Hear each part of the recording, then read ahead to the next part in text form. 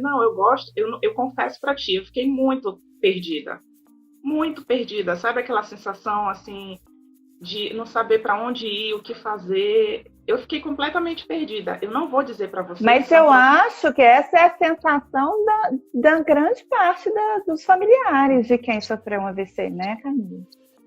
É, eu assim fiquei completamente sem saber o que eu queria agora da vida, se eu ia voltar para engenharia, se eu não ia. Eu fiquei muito. Chegou um momento que eu fiquei realmente sem estrutura, porque no começo a gente pensa assim, não, eu vou dar conta, vai. Só que o tempo vai passando e você vai percebendo que realmente o desgaste é muito grande. Eu não vou dizer para você que é fácil, não é fácil.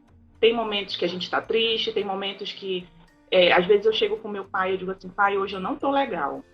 Hoje não vai dar para ter aquele cuidado bacana, né? Então ele também entende o meu lado. A gente precisa ter essa relação assim como tem dias também que ele não está bem e eu procuro entender, e tem dias também que eu não estou bem para cuidar. Né? Tem dias que eu quero mais olhar para mim, eu quero passar o dia no quarto estudando, fazendo coisas para mim, entendeu? Só que no começo eu achava que isso era um pouco de egoísmo da minha parte. Mas depois a gente vai amadurecendo, amigos vão dando os conselhos e você vai entendendo que não é assim. Você precisa de um tempo para você. E aí é muito difícil para o cuidador, ele se sente muito culpado. Eu estava lendo um artigo essa semana sobre isso, que essa culpa que o cuidador sente é muito comum. Ele sentir culpa por uma coisa que ele não é culpado, entendeu? Então, assim, mas Sim. eu tive suporte da família, amigos, e assim, a questão da espiritualidade, eu sou católica, então também tem muito essa questão de acreditar que nada é por acaso. Eu acredito que tudo tem um propósito, entendeu, Ludmila? No começo eu não conseguia entender o que era, porque quando eu larguei a parte profissional, algumas pessoas meio que, eu não gosto de usar muita palavra ignorar, mas assim, você ouve diversos tipos de comentário. Ah, seu pai já viveu a vida dele, agora é sua vez de viver a sua. Você conquistou tanta coisa, vai largar tudo agora. Então, assim, era eu ficava muito confusa, como eu estou te falando, mas mesmo ouvindo tudo isso, eu não desisti, entendeu? Eu É, continuo, eu porque digo, nessas horas tem gente para falar, né? O que tem é é, gente para falar, para dar opinião, para às vezes não está nem tão inserida no ambiente familiar, assim, às vezes nem convive tanto, principalmente alguns parentes ou algumas pessoas que às vezes a gente não tem nem tanta convivência, mas que acabam dando pitaco, acabam falando, e o que tem é gente para falar. Isso eu já estou até acostumada, já dentro da fisioterapia também é assim, às vezes chega assim, às vezes o paciente chega, ah, mas o fulano falou que não é assim, que o Beltrano andou daquele jeito.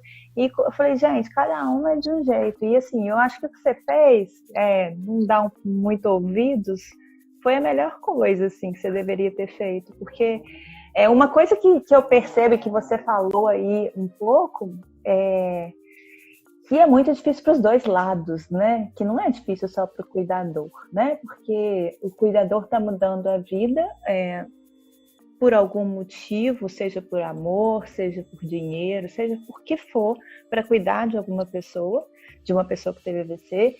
E a pessoa que teve AVC está ali numa situação completamente imprevisível de uma hora para outra, né?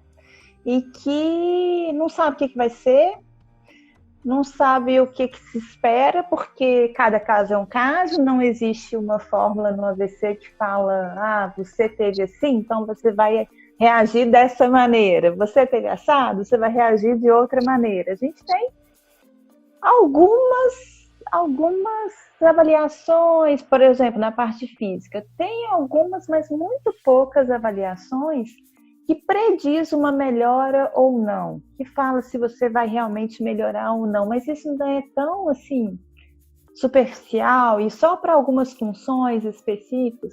Na questão psicológica, não sei, não é a minha área, mas também acredito que vai afetar cada um emocionalmente de acordo com as suas crenças, de acordo com as suas vivências anteriores, então de formas também diferentes, né?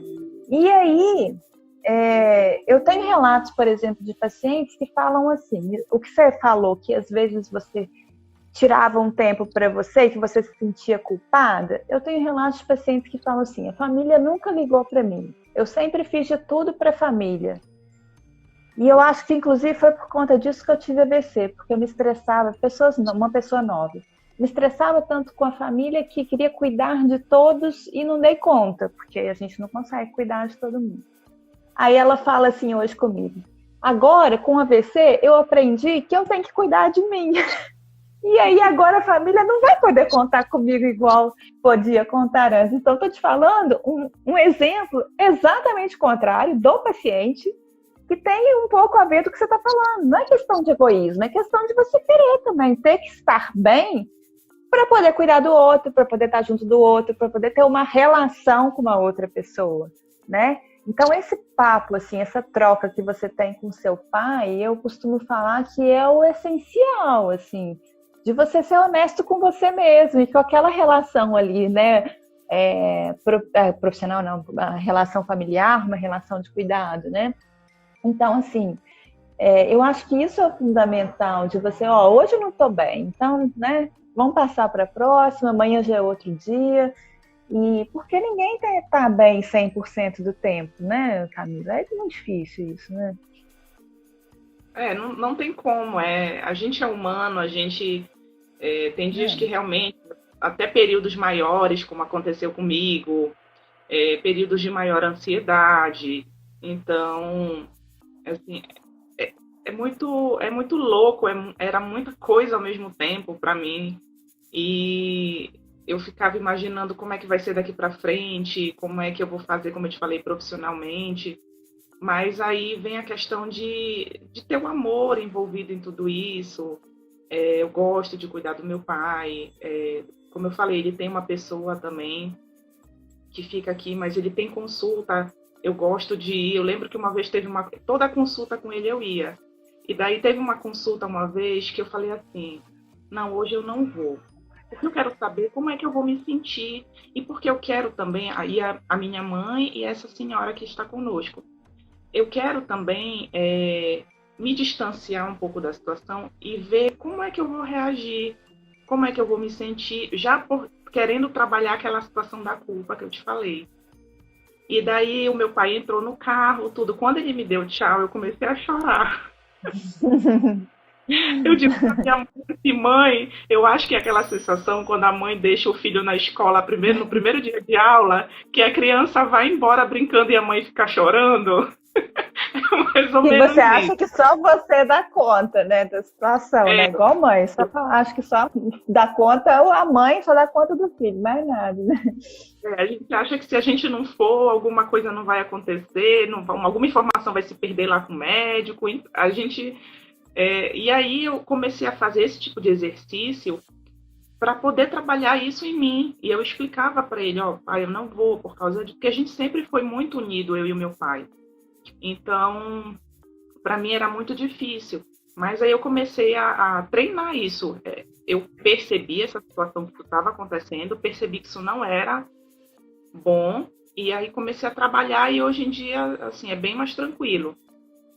Hoje em dia, quando não dá para eu ir, eu não vou, mas assim, sempre que eu posso ir, eu faço questão de acompanhar, até porque eu gosto de conversar com os médicos, ouvir a opinião deles e tudo mais.